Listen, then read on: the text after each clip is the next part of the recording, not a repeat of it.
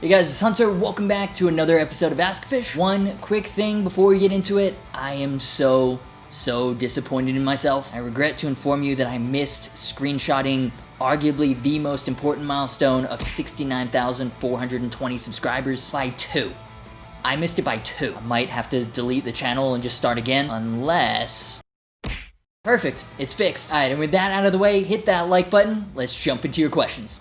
Dude, what do you think of the Chapman ML1 Baritone series? Would love to know. Cheers from Peru. Oh, cool, Peru. That's on my list of places to visit. I've actually never visited South America before. But yeah, the ML1 Baritones. This is kinda old news. I think the new Chapman Baritones came out like at least a month ago, which because internet time works like dog years, may as well have been last decade. But yeah, I got confused at first because I only looked at the pictures. The Baritones launched alongside new finishes for the ML1s, and because I didn't read, I thought they were all just new finishes for the ML1. But nope, we also got some new baritones with a longer 28-inch scale length, which that's really long. I'm pretty sure that's like the same scale length as my 508, and it's like playing a completely different instrument. Great for low tunings, but also one of the main reasons I'm selling it. Like, that's longer than most 7 strings. The PRS SE Holcomb SVN, for example, was 26.5 inches, and that was more than enough for my taste. Plus, it was perfectly fine for drop A. But I do love how Chapman's been putting more emphasis on the standard series lately. Last NAMM they switched factories and introduced their new and improved V2s. A few months ago I compared the ML2 standard V1 versus the V2, and the difference was insane. Build quality,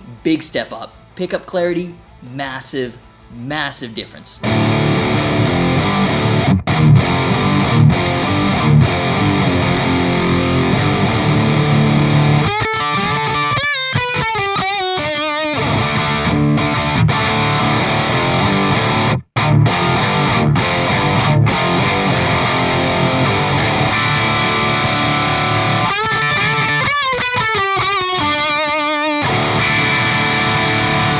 In fact, I have the ML2 standard listed as my top value level guitar of 2019. That satin maple neck, smooth ebony fingerboard, and outrageously rolled edges at $549 is a winning combination. Seriously feels that good. So anyways, for a while we've only had the one baritone color, graphite, which was okay. It's very safe, but with the new V2s, they've also added Mallow, Jalokia, and Abyss. The Abyss is sick. It's like a gloss version of the Unicorn Fade on the 7-string Ghost Fret Pro, and on a 579 baritone guitar. And then for the regular ML1s, we've also got Abyss, we've got Black Blood from the Ghost Frets, and then Tyrion, which looks incredible. I love these obnoxious sparkle finishes like this one and the Epiphone Tommy Thayer. Now, judging from these new standards and the PRS SEs and a lot of the other affordable lineup previews we've seen so far, 2020 looks to be the year of very colorful guitars. But speaking of Chapman and Ghost Fret Pros, have you seen this thing? I think it's limited to certain retailers, like US only at Guitar Center. Remember how like a couple of weeks ago we saw the Sandblasted Swamp Ash PRS SEs? And I was like, hopefully now that the factories have learned this technique, we'll start seeing more import guitars with the Sandblasted colored grain filler finish. Well, ta-da! I mean, the Chapman Pro series is sick already. I love my ML2 Modern, and it just got sicker with this Ghost Fret. This run is limited to only 130 units, so pretty much no way I'll be able to get my hands on one to see how the quality of the finish compares to like mayonnaise, but I can't wait to see if these become a standard production offering. I would love that. But back to the baritones, what are your thoughts? Do you like the 28-inch scale length, or is that a bit much? And would you like to see a full in-depth demo of those, or maybe the regular ML1s? Poll in the top right. Opinions on LTD's 2020 Phase 2 lineup, specifically the Ash SN1000s. Oh, the new LTDs are so sick. A couple weeks ago, we got the first preview, the Phase 1 of the 2020 models. I said my reaction of Phase 1, I looked to ESP and LTD as one of the largest producers of modern style guitars as kind of like an indicator of what the trends in guitar design for the upcoming year are going to look like. They're a little slower in the uptake of new features until there's a proven sustained positive customer reaction. I'll link to that video in the cards if you haven't seen it, but there were a few key takeaways. 1, the new Phoenixes and the Blue Fade Natural EC1000s are sick. 2, Hipshot Hardware is making big moves when it comes to hitting the mainstream brands. And 3, EMG, which historically has been almost synonymous with LTD guitars, is nowhere to be seen on the new lineup. Modern Seymour Duncans are everywhere, and Fishman Fluence has essentially taken over on the active front on the new models. Not that I necessarily regard that as a bad thing. I love the clarity and versatility you get with the fluences and the 2 voices per pickup. Again, I've got the full video linked in the cards, which I highly recommend you check out. But now that we're all caught up and basically on the same page, what's up with Phase 2? So we'll start off with the ones that Rude's asked about because in my opinion, they've completely stolen the show of this new reveal. The new SN1000s are kinda nuts. I'll admit, before this, I never really paid that much attention to the SN series, right? Like, they look decent enough competitors to like your Charvels or Ibanez AZ Super Strats, well spec'd, decently priced, but nothing that made them really stand out as like a must-have. This might be the year that changes. First off, they've got Sandblasted Swamp Ash bodies. Talked about the Ghost Fret Pro just now. When it rains, it pours, I guess. This is a very good sign. There's 2 versions, an HSS Floyd in Black Blast, and the phenomenal hardtail version in Purple Blast. Both have Duncan pickups, a Pegasus, and 2 hot rails in the former, and a Sentient Pegasus combo in the latter. Then, both have roasted maple necks with stainless steel frets, and, wait for it, the fingerboard is scalloped from the 17th fret upwards. That's crazy. None of the other import Super Strats have scalloped frets, let alone the rest of this insane spec combo. These are gonna push the envelope for Super Strats going forward. Out of nowhere, it looks like Charvel and Ibanez are playing catch up. Hugely excited to take a look at these at NAMM. Moving on, one of the most exciting additions from last year's lineup, the semi-hollow X-Tone PS1000s have been given 2 new finishes. There's Blue Sparkle and the very classy Vintage Black. I'm not sure if there were like supply issues last year, but at least in my area, it was impossible to find them in stores. My fear is that they hadn't done well and so they weren't producing anymore, but with 2 new colors, seems like that wasn't the case, and hopefully I'll be able to finally try one this year. In Phase 1, there were 2 hardtail M1000s. Phase 2, we've got one with a Floyd. It's like a poplar burl top with a purple natural burst finish. Wait, this one has EMGs.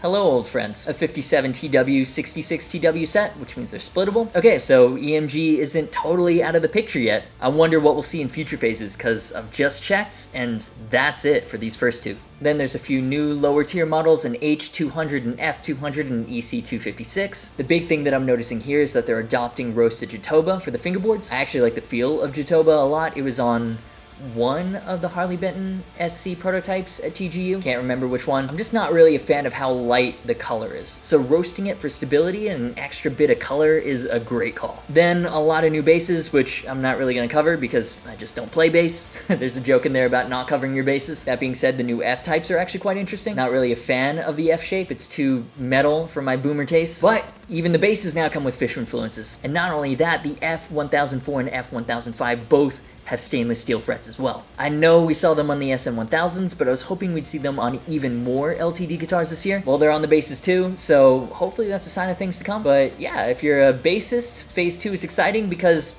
well, there's actually basses this time. For guitars, Phase 1 was more dramatic. There were so many new models. This one was more about quality over quantity. I think they knew the SN1000s were really the only thing they needed to show for this to be a solid Phase 2 reveal. The modern Super Strat is such a crowded area, and at least on paper, LTD has taken a giant leap in the right direction. Those are my thoughts, but I'd love to know what you think. How did these compare to the Phase 1 reveals? And specifically, what's your reaction to the SN1000s? I'd love to hear, especially from the Charvel or the Sir guys. With these, is LTD now on your radar this year? And of course, which ones do you want to see a demo of? Poll in the top right. Now let's take a quick second to talk about today's sponsor, D'Addario. By now, you should have somehow realized what you gotta do. That was so lame. By now, you've probably heard me or somebody else talk about their new XT series of strings. They're extended life because they feature D'Addario's thinnest and most durable coating to date, so they feel just like normal high-quality strings. They just last longer, which saves you money. I got a lot of guitars and I've actually run out of XTs that they sent me to test, so I've actually also been using their NYXLs, which feel great as well. D'Addario's just been amazing, not only with their products, but also their support with this channel and the online guitar community as a whole, so I'm proud to be partnering up with them to deliver content. But yeah, the new XTs, they're awesome. Link to more information in the description. If you're in the market for new strings, I highly recommend you check them out, because I think you'll love them. Saw the general election results. This does not ring a ding-ding. Hunter uploaded hella early. What in the goddamn? Not really gonna get into politics, but I see a lot of Collins posts on Facebook, and I'm interested to see what happens with Scotland now. Anyways, yeah, that Firebird upload. Basically, in the latest episode of YouTube making creators' jobs harder, the new uploader they're forcing us onto is a piece of shit. Scheduled it for 9 AM. It went live 3 minutes past midnight. This platform. That being said, the video didn't actually do that badly. Maybe I might try experimenting more with late night uploads. We'll see. Okay, so good news. Since the last video did pretty well, the algorithm's shown it to a ton of new assholes, so high praise of the week is back. Your accent is shitty. Oh, YouTube comments never change. And if you enjoyed this episode of Askfish, do me a favor and hit that like button. Leave your thoughts and your questions for future episodes in the comments. Subscribe and make sure to hit the bell for all notifications if you haven't already. If you want more content from me, you can click or tap one of the cards on the screen. As always, thank you so much for watching. You've been awesome, and I'll see you for the next video.